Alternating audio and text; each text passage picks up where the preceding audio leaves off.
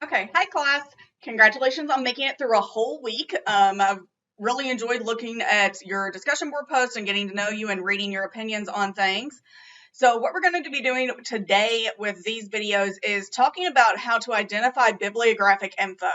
And so this is a section of the class that I keep adding to every time I teach it. It's something that I didn't originally include in the class when I first started teaching Lib 1000, but it's something that I've realized students really struggle with, of being able to identify what should go in bibliographic info, what exactly it entails, and how to find this information. So at first, when I first started teaching this, I felt a little bit silly, and you may be thinking once we start digging into it that, why are you teaching this to us? We are in college. We understand how to find an author and a title and a journal title and things like that. We're not stupid. But I find students do struggle with this when they're creating citations and things like that, especially if the item they're looking at deviates in any way from what is the standard normal that they're used to seeing. And so you can get information in lots of different variations. And so we're going to talk about how to find bibliographic info with whatever it is you're looking for and how you're going to use that to create citations. So what is bibliographic info? I've spent a whole minute talking about how we're going to learn about this term without actually telling you what it is. Bibliographic info really comes from the term bibliography, which is a term I hope you have heard at some point. A bibliography is either a complete or selective list of works that can be book, journal articles, websites, etc., that are typically gathered upon some common principle, such as a list of works by a single author on a subject, place of publication, or a printer. They can also be used as a term for a list of source materials that are used or consulted in the preparation of a research paper or something like that. So you can sometimes hear professors, specifically in certain fields, say, what is your bibliography for this research paper? More commonly, you hear the term works cited and references, particularly if you're using APA or MLA citation styles. Those are the terms that you're using for the bibliography for the list of works at the end of your research projects. A bibliography, though, doesn't necessarily have to be something that you've cited in a research paper. There are times to where people collect bibliographies just so they're giving you a list of sources on this topic. So for reading, so if you're looking for information on a specific subject, here's a bibliography of sources to go look at. And so typically this is a list of citations, is they're giving you all this basic data of what a source is. So who wrote it, what is it, where did it come from, when was it created? And so they're listed as citations, which is what we're going to be talking about a lot for the rest of the month. Bibliographies can also have short descriptions, and that's when it's called an annotated bibliography. I can just about guarantee you in some of your intro classes, you're going to have to create an annotated bibliography, which is where you're finding resources on a specific topic, and then you're using this annotation, which is anywhere from a short paragraph to an entire page describing what this source is about. For this class, you're actually going to create an annotated bibliography for your final project, so keep that term in mind. Bibliographic information, which is what we're talking about today, is just the identifying info about a specific source that's used to create the citation. If you are ever unsure what the bibliographic data is, it's better to come ask a librarian. Come ask and say, I'm not quite sure how to find this piece of info I'm looking at that I need to create this citation. It's better to ask and get it right than to be wrong and plagiarize. So never be ashamed to ask. Bibliographic info is really just 5 pieces of information. It is who, what, when, where, and how you accessed it if it's an electronic copy. So 4 W's and an H. This makes up bibliographic information for every type of resource and for every citation style. So no matter what citation style you're having to use for your class, all citations are made up of who, what, when, where, and if it's an electronic resource, how did you get there? So if you're ever struggling with, I'm not quite sure how to create the citation for this type of website, or if you're using like a pamphlet or something like that and you need to cite it, I'm like, I know how to cite books, I know how to cite articles, this is something different and weird. Come back to this 4 W's and an H, and it will get you past this identifying bibliographic info to create that citation. So coming back to whose. Your who's are typically your easiest thing for bibliographic info because it's your author. So who is the person or persons who created whatever it is you're reading, if it's a book, article, website. Sometimes where this gets tricky and gets confusing for students is lots of times scholarly books also include editors. Occasionally they also include translators if it's something that was originally published in a language besides English. And so, yes, this information has to be included in there. And students really get confused of what do I do if it's an editor versus what do I do if it's an author? What do I do if there's both an editor and an author? How do I list this? They are not the same thing. They both go under this who section, but they are different. And so once you get to citations, they're going to be treated differently. Students also sometimes get confused on if the book has a foreword or a preface.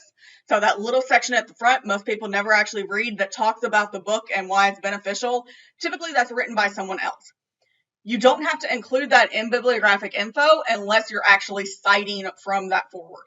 So that the foreword and the preface is typically considered separate from the rest of the book that you're reading and you're citing from. So you don't need that author's name in there, but if you're specifically going to cite information out of that foreword, then you would have to include that author's name for that. Where students also get confused is when you get to authors that are not people. And this comes in most of the time when you're looking at websites or government publications. Most websites you're looking at don't have a person that you know wrote the page. So if you just Google something and bring it up on a topic, it's going to typically have an organization or a company that has created the website. You don't know that Joe Smith at the company wrote this web page. It doesn't give you that name. When that happens, you're looking at what we have called a corporate author, and that's where you're citing the company or the organization as the author of the work. What you're really doing with bibliographic info is describing who owns this information, who owns the rights to it, who has the copyright for it. Talked about that a little bit with that information literacy of being able to identify ethically who does this info belong to and respect those rights. Most of the time when you're looking at this, if it's websites, they're looking at that corporate author. So kind of think of it that way of who is the person or agency that owns this information and that's giving it to you. That's your who. What is generally very easy. It's going to be the title of the work. Most of the time, what is not something students struggle with. Only time they struggle is if it's a smaller piece of a larger work. So an article versus the journal title that it came out of, or an article versus the newspaper title. Chapter of a book versus the book title. And we only do book chapter titles if the book chapter is written by a different person than the entire book. And you see that quite a bit with scholarly books, and we're going to talk about that a little bit. Web pages versus the entire web page. And so you typically have a page that's the main site that comes before that URL, before the .com or the .org and the URL, but then you also have pages that's on the website. So you're looking for what is the title of the work? What is this? Where describes where was it published or created. So for books, typically you're looking for the name of the publishing house. So for academic books, you get some pretty big name scholarly publishing houses that are pretty common. Anything that says University Press, so University of North Carolina Press, Duke University Press, University of New York Press, anything like that. These are professional companies coming out of universities that create scholarly works and books. Other big names, Wiley Publishing, Elsevier, Taylor and Francis are three pretty big titans of publishing houses for scholarly academic works. Other places you get like Random House, Little and Brown, Rowan and Littlefield are some other more popular publishing houses. For kids' books, you get things like Scholastic and stuff like that. So these are the companies that actually create and print the book. Now, it used to be that you had to not only name the publishing house, but also the city and state where it was created. And so this information is going to be part of the book and things we're going to look at. APA 7th and MLA 8th no longer require the location to be listed in citations. Other citation styles are still requiring this, so it's a good idea to know where to look for that. But for this class, I'm not going to make you list that. Articles for the where was it published. This is where you're listing the journal, magazine, or newspaper information. So for this, we're not looking for the company that created it as much as what is the bigger title of the journal or the newspaper. With this article info of the where, You're wanting to say, where was it printed? You're looking for that journal title. You need the journal title, but you also need the volume, issue, and page number of the article. So we want to know exactly how do you go find this. So a lot of bibliographic info is telling you what it is. You want all of the details so that the person reading this citation can go find that exact article with ease without having to struggle to find it. So where's for articles, you need that journal, magazine, newspaper title, but you do need that volume, issue, and page number as well. Websites, you're coming back to the main website name. So typically that thing that comes for the .com, .edu, .org, and the URL is going to be the where for the website. Date, once again, for published things that are books or articles that are being officially published, date's pretty easy. It is the copyright date. So date of publication, when was this created? When you're listing dates, it's very normal for citations and bibliographic data just to list the year. So books in particular, you're never going to have a month and a day. Most journal articles, you're not going to have a month and a day either. It wants to know the year. You can provide the month and the day if it's applicable. So if they're not giving you an issue number or a volume and issue number, then giving the month it was created is important. When month and day is necessary, that you have to provide it, is for newspaper articles. That's because newspapers come out daily. So for major newspapers like the New York Times, you get about 365 issues in a year. So if I want an article published in 2017, I don't want to have to go through all 365 issues to find that one article. I want to know exactly which date it was published on. So when you're looking at those type of resources, yes, you need to provide a month and day. Where date gets tricky, once again, is websites. Students struggle sometimes to find dates for that, and we're going to talk about that more on Tuesday when we get into actually dealing with websites. How is also something that confuses students. So it used to be previous versions of MLA and APA. If it was an electronic article or electronic book or something like that, you had to give the URL of how did you access this. So this isn't how it was created, it's how did you find it and how would your reader who's reading this citation go about finding it. As time has gone on, people who create these writing styles for MLA and APA have realized that URLs can be very unstable and they can change. And so the only time you really need to bring a how, typically if it's something that's published that you're getting through library resources, which is the majority of what you're going to use for this class and your research papers, you don't always have to use a how. Reasons for that, one is the instability of it, but it's also, you could find this in multiple places. I don't need to come back to UNCP libraries to access this ebook. I could also access it at the public library, or I could also get it in paper or something like that. So if you do not need the URL to get back to it, really you just need the who, what, when, where to get back to this item, that means you don't really need to bring a how. Exception for this would be articles that come up with a DOI number. And so some of you may have heard of DOIs. Most students haven't. This isn't something you learn about in high school. DOIs is an acronym for Digital Object Identifier.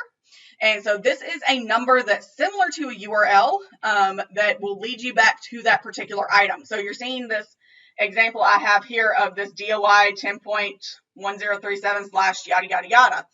I could copy and paste that into Google, and it's going to take me back exactly to that article that I was finding, that DOI is assigned to. And so it's like a URL, but doesn't have the instability issues of having dead end and errors that a URL could have. Not all items have a DOI. Books will never have a DOI. Most popular magazines and newspapers are not going to have a DOI. DOIs are really for scholarly academic journals. And so this is something that will be listed with the rest of the bibliographic info on the journal itself. So if you see a DOI, it's a good idea to go ahead and pull that info. It's very common that if a DOI is there, to take it. So you kind of have to look through to see, is this a DOI available? Like I said, only academic articles, books, newspapers, that's not going to be there. Websites, you have to have the URL. If you are pulling this off of Google and you're finding this website, whether it's an educational one, it's a government website, it's an organization, if you are accessing it only through Google, it's not something that's published like a book or a journal article, you have to give that URL. You also probably want to give the access date. And so the access date is the date in which you were able to open that link. Access date does not have to mean the first time you looked at it. What an access date does is it tells the person reading the citation that as of this date, this URL will lead you to this website where I found this info. It doesn't have to be the first time you looked at it. Students kind of get hung up on that. They're like, I don't remember the first day I pulled this up. I found it like 2 weeks ago or something like that. As long as you can access it at that URL today, the day you're creating the citation, that is absolutely acceptable for an access date. So lots of times when your professors are submitting things professionally and our citation style is requiring access dates for something, the publishers of journal articles want you to pull it up to today. They want you to go back and double check this URL still works today, the day I'm submitting the paper. So as long as you can access it on the date you put it down, that's perfectly fine. All right.